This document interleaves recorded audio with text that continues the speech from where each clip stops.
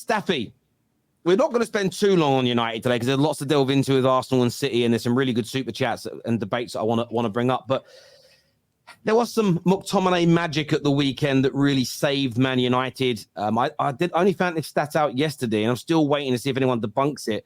But it's the first time ever Man United have gone in the Premier League, have gone into injury time losing and have won a game. So 2 goals in injury time has actually never been done by us before. Is this something you think Man United can build off of? Or do you still feel as though there are major problems and nothing much is going to change? Is Terry lagging or is it me? Am I lagging? Can you guys hear me? No, we can't. Yeah, we can hear you. I can hear it. This guy, Mo, bro. This guy. I need to stop. Let him stop think taking that notes. we cannot hear him, bro. Let him think. We're trying to be serious here. Talk about serious football. I'm trying to talk serious football about Scotty Tuhari, and this guy's telling me you can't hear me. Can't be serious, bro. Maybe I would have skipped the monologue. Go ahead. Now we have to listen. I'm not gonna go on for a monologue. Do I think the win changes much? No. I think I've seen enough already to know that I don't trust most of these players. And when I say trust them, I don't think we can. Can we play good football? Yes. Can we improve on the start of the season? 100%, because that was pretty bad. I mean, that was pretty low. It's not really that hard to play better football than how we started the season. So in that context, yes. However, is this win gonna change anything major for us this season? I don't think so. I think it's very good to pick up a win like that, especially in injury time, and to get that good feeling before the international break. Because the last thing you wanted to do is lose a game again before the international break. Because I swear we lost to Arsenal right before the first international break. Yeah. And then we had the whole Sancho thing for 2 weeks. I wasn't trying to hear that again. I wanted to go into the international break feeling a little bit better.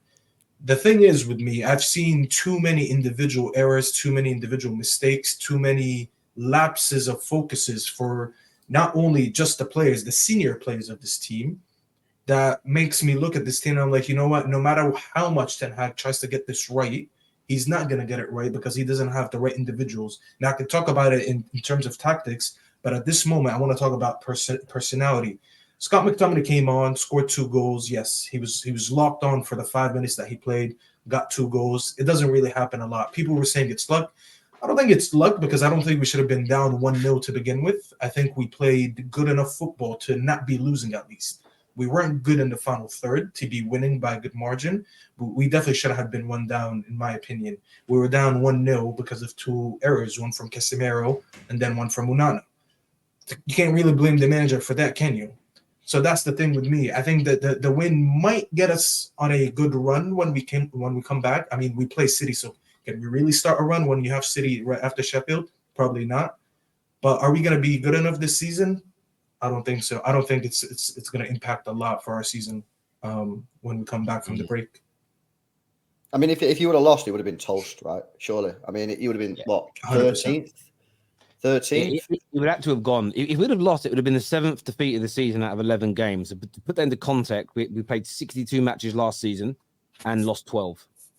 So to have lost 7 in the opening 11, man would have had to have gone. And I agree with you, Staffy. Again, I'm seeing fans start this weird Casemiro agenda that he shouldn't have been taken off. And I sent you a lot of snippets, like I promised you. Amrabat's now going to get the kind of Bruno Rashford treatment from certain fans because they like creating adversity within our fan base. But the manager's got a lot of work to do. And look, some of it is based on how we're run as a club. Some of it is old issues are dying hard now. At the same time, the fact he still picked Bruno, the fact he still picked Rashford, the fact that he hasn't, I think he does deserve some time right on the bench. Onana, you've got to give other people in the squad opportunities to improve and perform and to deliver. If he keeps picking the guys that are underperforming, I think it sends a message to everybody else. What is the point of working hard? Because I can't get into this first team. So the manager's really getting it wrong at the moment. And people keep coming at me, well, why would you want him sacked, Terry, if you don't think it'll improve the team? Well, just because I don't think sacking him means we'll become the best we can, doesn't mean the manager can just keep losing fucking games. Like, I don't understand why nuanced thinking doesn't exist in 2023, and it's all either sack him or keep him. And there's, again, I think the majority of normal, healthy thinking people live in the middle, to be fair. But yeah, I'm worried. Like, the win was great and I celebrated it, and I think you should always celebrate wins. And I hope we kick on. And I think AWB, Regulon will definitely be back. Shaw could be back. a number of our injured players could return after the international break, and that will give us a few more options in terms of the way we play. But yeah, it was weird. Again, it was a game where we had all the ball, where we with the majority of the chance we dominated, but we just looked flat at times. There's no movement. And again, I've seen this film before, and it just feels how things did with Jose, with Ollie, with LVG towards the end. And I really hope I'm wrong, and I hope the manager turns it around. But right now, my faith is waning. That's all I'm going to say. I want to support him. He needs to drop some of these players, because as you said, Terry, and we're finally agreeing on a few things, as we don't usually do, but we're agreeing once again here. And we're saying that, listen, the manager is going to die on his sword, in my opinion. I think I said it the last time I was on the top 6.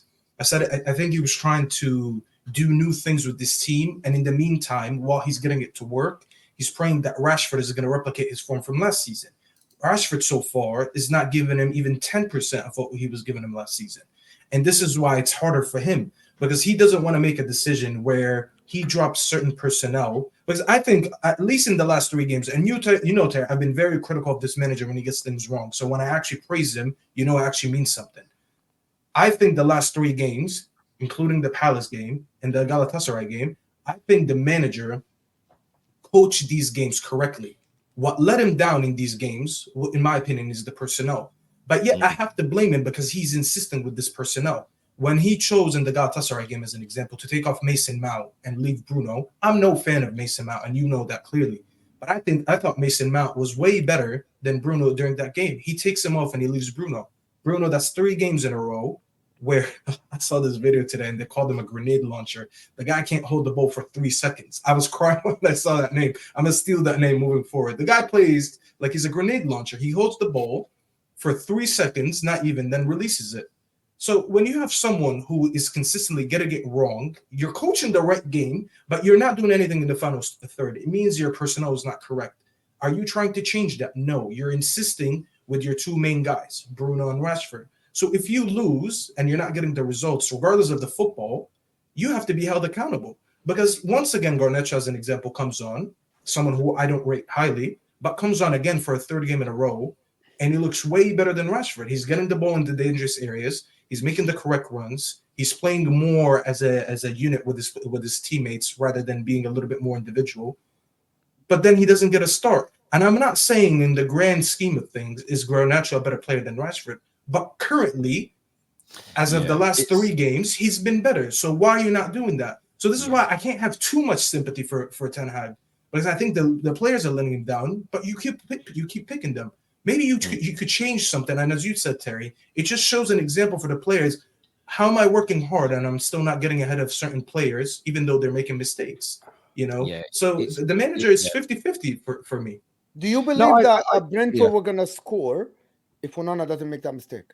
Not at all. I'm not going to. So you think that this game would have gone your way if Onana doesn't make this mistake? They would listen. They had a couple of shots late in the game that Onana had to save, but that was when we were pushing loads of people forward to score. Just like the Palace game, outside their set piece goal, they didn't do anything to us. They really didn't. And we've conceded too many goals this year through individual player errors, like leaving us in a situation, or some simple shots at the goalie that you would expect. The under-16s goalie of Man United to save. They've not been good shots. They're the Bayern Munich's first goal, average shot. Like it wasn't that good. The Brentford shot, awful. There was another one. I can't even think what game it was now. Where you think, okay, it's one of those shots where it's going at your goalie, and you're like, okay, that's fine, save, and he doesn't do it. And I think there's a great goalkeeper in Onana. I still think Casemiro's got a lot to give. But you've got to drop these people, and when you don't drop them, when you don't make them sit on the bench, you create almost like an entitled and a bloated. You know how you see them in movies, American movies, those rich blonde kids who wear the jumpers over their shoulders and they're just arrogant and they think they can do whatever they want. That's how Man United players get. Like the varsity jackets. Like they don't have to work hard. They're like the height of privilege, and they don't view the world the way the rest of us do. That's how our players get, and it's also why so many of our players decline when they join. Sometimes it's form, sometimes it's not being dropped at the right time. Imagine the message it sends to the backup goalkeeper. Onana can keep making these mistakes. And the one thing about goalies that annoys me when people say, oh, if you drop a goalkeeper, it ruins their confidence forever. What bollocks is that? The only people that say that are goalkeepers who don't want to be dropped. The rest of it, you drop goalies that are playing badly. It's just simple. It's just as simple and straightforward as that. It's crazy to me. We're waiting for the loan back. I'm waiting for the loan back. You pay his wages. We'll take him back. That'll probably happen. Him back, probably. Sancho's going to go back to Dortmund. Onana will go, listen, that's the way. I mean, Ajax going to have fucking Ten Hag back at this rate. Do you know what I mean?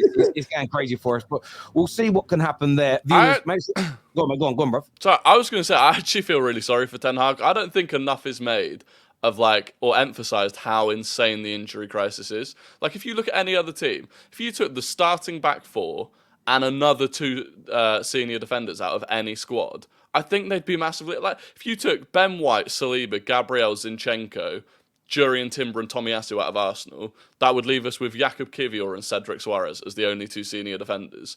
If you do that for any other club, pretty much, I think they'd be on their knees, and I think they'd be struggling just as much. So then you've already got that issue. Then you start talking about dropping other senior players.